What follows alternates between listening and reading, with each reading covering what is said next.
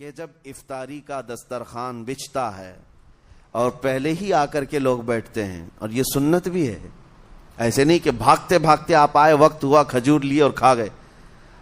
افطاری کے وقت سے تھوڑی دیر پہلے بیٹھ جاؤ، تمہارے دسترخوان پر نعمتیں رکھی ہوئی ہیں، پھل بھی ہیں، میوہ جات بھی ہیں، کچھ کھانے پینے کی چیزیں بھی ہیں، ٹھنڈا شربت بھی ہے، دیکھتے ہوئے بیٹھے ہیں آپ، لیکن ہاتھ نہیں لگاتے ہیں، انتظار ہے وقت۔ السلام علیکم ورحمۃ اللہ وبرکاتہ۔ دوستوں، امید آپ حضرات خیریت سے ہوں گے۔ دوستوں، آپ کا خیر مقدم ہمارے شمیم اسلامک ریئیکشن چینل پر۔ دوستوں، آج کی اس ویڈیو میں آپ حضرات کے سامنے مفتی سلمان اجہری کا بہترین بیان لے کر حاضر ہوا ہوں۔ اس بیان سے آپ کو بہت زیادہ معلومات حاصل ہوگی اور بہت زیادہ فائدہ بھی ہوگا انشاءاللہ۔ دوستوں، توجہ کے ساتھ میں سنیں۔ چلو میں بھی آپ کے ساتھ میں سنتا ہوں، آپ بھی میرے ساتھ میں سنیں۔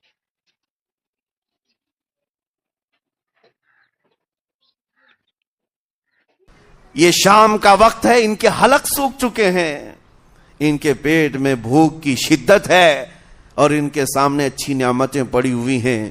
اے فرشتوں، دیکھو میرے ان بندوں میں سے کوئی بھی ان نعمتوں کو ہاتھ نہیں لگاتا، یہ صرف اور صرف میرے لیے بھوکے اور پیاسے ہیں۔ اور فرشتوں سے اللہ فرماتا ہے تم گواہ ہو جاؤ، ان کی حلق تر ہونے سے پہلے ان کے لیے میں نے جنت لکھ دیا۔ اسی لیے حدیث پاک میں ہے، جب افطار کرتے میرے آقا صلی اللہ علیہ وسلم یوں ارشاد فرماتے، ذهب الظمأ وابتلت العروق وثبت الاجر انشاءاللہ، پیاس بجھ گئی، رگیں ٹھنڈی ہو گئی اور اجر اللہ کے ہاں پکا ہو گیا۔ یہ حضور پاک ہر افطار میں عرض کرتے تھے۔ میں آپ کو یہ عرض کر رہا ہوں کہ یہ چھپی ہوئی چیز، اسی کا نام تقویٰ ہے۔ آپ صرف اور صرف بچے ہیں اللہ کے خوف سے۔ اب سنو حدیث پاک، قیامت کے دن حساب و کتاب ہوگا اور جنت میں جانے کا پروانہ کچھ لوگوں کو مل جائے گا اور سب جنت کی طرف جا رہے ہوں گے۔ اس میں بہت سارے لوگ ہیں جو پل صراط پر چل کر کے جنت پہنچیں گے۔ اب جب کافی لوگ جنت کے دروازے پر پہنچیں گے، ایک جماعت ایسی ہوگی جو پورے راستے میں کہیں نظر نہیں آئی، جنت جانے کے راستے میں کہیں نظر نہیں آئی، لیکن جنت کے دروازے پر وہ پہلے سے موجود تھے، چلے تھے نہیں چلے تھے کسی نے دیکھا ہی نہیں۔ دوسرے جنتی ان سے پوچھتے ہیں اس جماعت سے کہ تم یہاں کیسے پہنچے اور یہ انعام کس بات کا ہے تمہارے لیے؟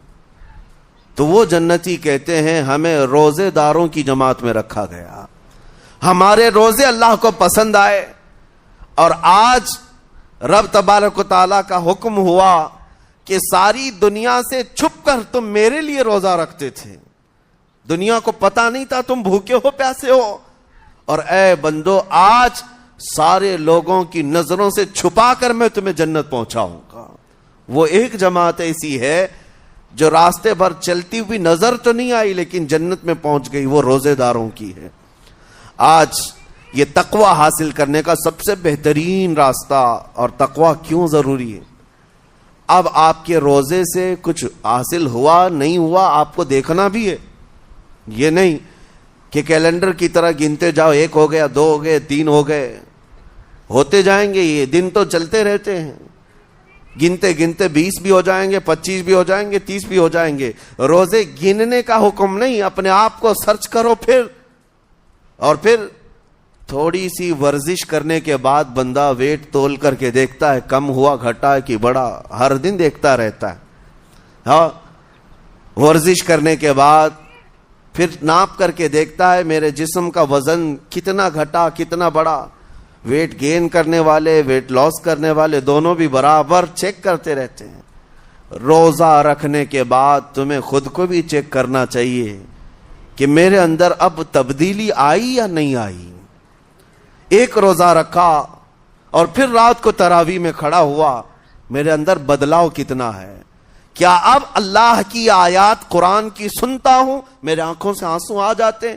اگر آ گئے ہیں تو اس کا مطلب ہے کہ دل نرم ہو گیا، اس روزے نے اثر دکھانا شروع کیا، اور پھر ویسی کا ویسا ہے، تو اس کا مطلب ہے کہ آپ کے روزے سے آپ کو تقویٰ نہیں مل رہا ہے، آپ کو تقویٰ نہیں مل رہا۔ خوف خدا جب آتا ہے تو انسان کا دل موم ہو جاتا، نرم ہو جاتا ہے، اور اللہ کے عذابات سے، جہنم کے خوف سے، قبر کی سختیوں سے وہ رو پڑتا ہے، اس کی آنکھیں بہنے لگ جاتی ہیں، اور جب دل سخت ہوتا ہے پتھر کی طرح تو اسے نہ اللہ کی آیتیں رلاتی ہیں، نہ آخرت کا تصور اسے ہلاتا ہے۔ اسی لیے قیامت کے دن کے بارے میں آپ کو بتاؤں، نبی پاک صلی اللہ تعالی علیہ وسلم کی امت کی طرف جہنم کی آگ شعلے لپکاتے ہوئے بڑھتی آ رہی ہوگی، بہت تیزی سے۔ قریب ہے کہ وہ جہنم کی آگ سب کو اپنے لپیٹ میں لے لیں۔ وہاں کھڑے ہوئے بہت سارے لوگ اپنے اپنے اعمال کا صدقہ پیش کرنے لگے۔ حاجی اپنے حج پیش کر رہے ہیں، نمازی اپنے نماز، روزے دار اپنے روزے، کہ اے جہنم ہماری یہ نیکیوں کا صدقہ رک جا۔ جہنم کی آگ بڑھتی چلی آئی، بڑھ رہی تھی۔ جبرائیل امین علیہ الصلاۃ والتسلیم حاضر ہوتے ہیں بارگاہ مصطفیٰ صلی اللہ علیہ وسلم میں، ایک پانی کا پیالہ انہوں نے پیش کیا اور کہا یا رسول اللہ صلی اللہ علیہ وسلم یہ پانی آپ اس آگ پر چھڑک دیں۔ نبی پاک صلی اللہ تعالی علیہ وسلم نے وہ پانی اس آگ کی طرف پھینکا تو آگ دور چلی گئی، جو جہنم کی آگ اچانک بجھ گئی، کافی دور چلی گئی جو امت کی طرف لپک رہی تھی۔ رسول رحمت صلی اللہ تعالی علیہ وسلم نے پوچھا جبرائیل سے یہ اتنا اثردار پانی ہے کون سا؟ یہ جبرائیل امین عرض کرتے ہیں یا رسول اللہ یہ آپ کے ان امتیوں کے آنسوؤں کا پانی ہے جو رات کھڑے ہو کر اپنے رب کے خوف سے رویا کرتے تھے۔ وہ اللہ کے خوف سے تھر تھراتے تھے، ڈر کر کے ان کے آنکھوں سے جو آنسو آتے، جبرائیل امین کہتے ہیں میں نے وہ آنسو جمع کر رکھے تھے اور وہ آج میں نے آپ کے سامنے پیش کیا۔ ایک آنسو کا قطرہ جہنم کی آگ بجھانے کے لیے کافی ہے۔ موتی سمجھ کے شان کریمی نے چن لیے قطرے جو گرے تھے عرق انفعال کے۔ عزیزان گرام وقار، یہی وہ تقوی ہے، یہی وہ خوف خدا ہے جس کے متعلق اللہ قرآن میں فرماتا ہے لعلکم تتقون، تاکہ تمہیں تقوی مل جائے، اسی لیے روزے رکھے گئے ہیں، روزے فرض کیے گئے ہیں۔ تمہارا دل اگر سخت کا سخت ہی رہ گیا تو روزے اثر نہیں کر رہے ہیں، روزے اثر نہیں کر رہے۔ اور ظاہر سی بات ہے کاموں میں برکت نیت سے ہوتی ہے، کسی بھی عمل میں برکت اچھی نیت سے ہوتی ہے۔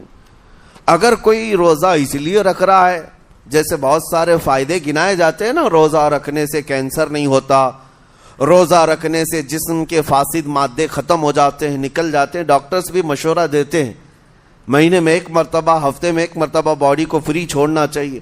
تو یہ تو جسمانی فائدے تو رکھے گئے ہیں، لیکن اگر تم روزہ اس نیت سے رکھ رہے ہو کہ میری باڈی صحیح ہوتی رہے تو گویا کہ تم تو اپنی دنیاوی غرض سے روزہ رکھ رہے تھے۔ یہ فائدے تو ملنا ہی ملنا ہے، یہ فائدے یوں بھی ملیں گے اللہ تعالیٰ کی طرف سے آپ کو، لیکن نیت وہ نہیں۔ روزہ رکھنے کی نیت یہ ہو کہ میرا رب مجھ سے راضی ہو جائے اور مجھے رب تبارک و تعالیٰ کا خوف اور تقوی حاصل ہو جائے۔ نیت میں برکت ہے، اور جن کاموں کو آپ اچھی نیت سے کریں گے اسی طرح ان کاموں میں اثر بھی پیدا ہوگا۔ روزہ رکھنے سے پہلے آج نیت یہی کریں کہ مولا تعالیٰ یہ روزہ میرے تمام برے اعمال کے لیے کفارہ ہو جائے۔